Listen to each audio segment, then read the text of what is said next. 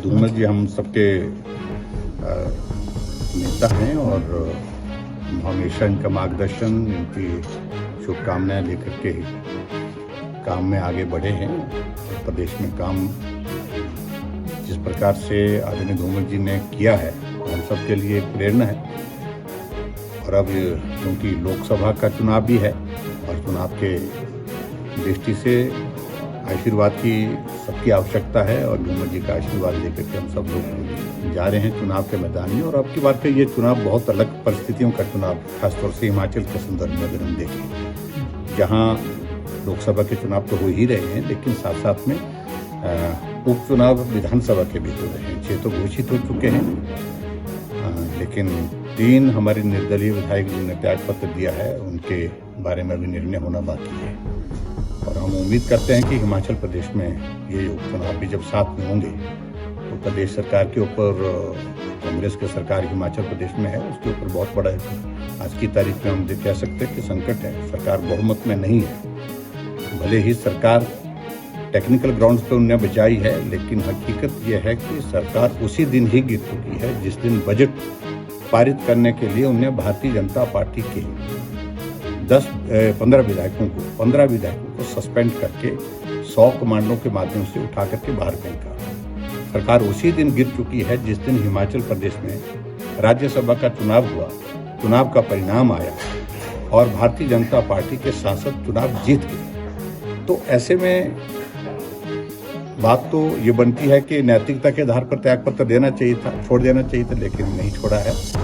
और मुझे पूरा भरोसा है कि अब की बार जब 1 जून को जब वोटिंग होगी और 4 तारीख को जब परिणाम निकलेगा तो निश्चित रूप से देश में नरेंद्र मोदी जी के नेतृत्व में सरकार बनेगी, तीसरी बार प्रधानमंत्री बनेगी, हमारे बीजेपी की सरकार, एनडीए की सरकार केंद्र में होगी और हिमाचल प्रदेश में भी सत्ता परिवर्तन होगा, भाजपा की सरकार बनने की संभावना प्रबल है। सर, जहां तक बात की जाए नए उम्मीदवारों को मौका दिया गया है, तो कहीं ना कहीं जो पुराने कार्यकर्ता थे जो लंबे समय से पार्टी के साथ जुड़े हुए हैं, काम कर रहे हैं, वो कहीं ना कहीं नाराज दिखेंगे इसमें। देखिए, स्वाभाविक रूप से राजनीति में इस तरह की परिस्थितियां कभी कभी आती हैं और उन सारी चीज़ों के लिए हम सब लोग मिलकर के काम कर रहे हैं।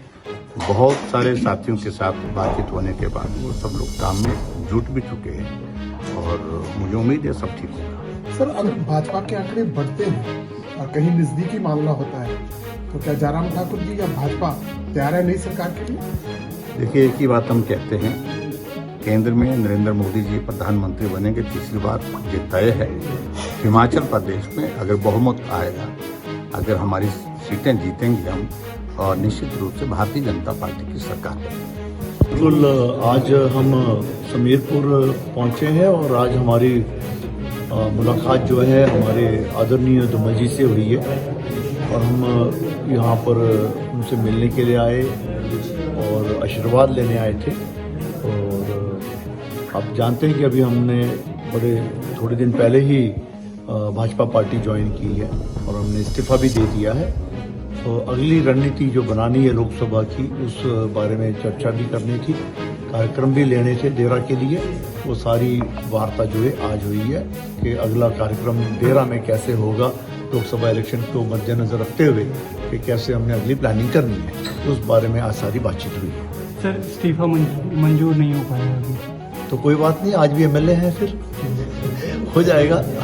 अब सरकार डर रही है कि इस्तीफा इसीलिए वो मंजूर नहीं कर रही है।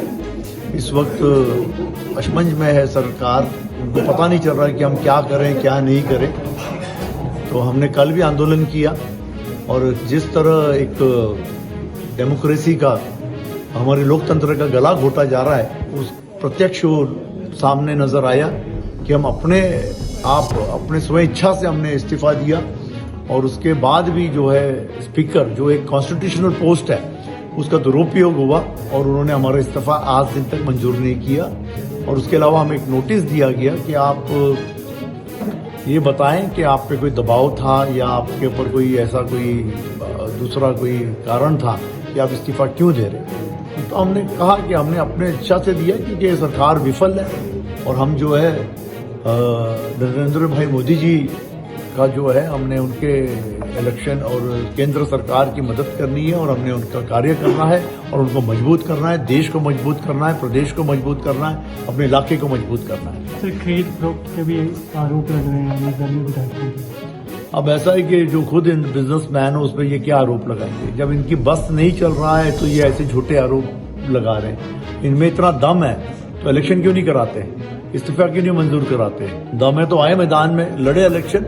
अपने आप इनको पता चल जाएगा कि इनकी औकात क्या है, इनकी बुकत है। तो इनको बोलने से पहले इनको सोचना चाहिए कि ये क्या बोल रहे हैं।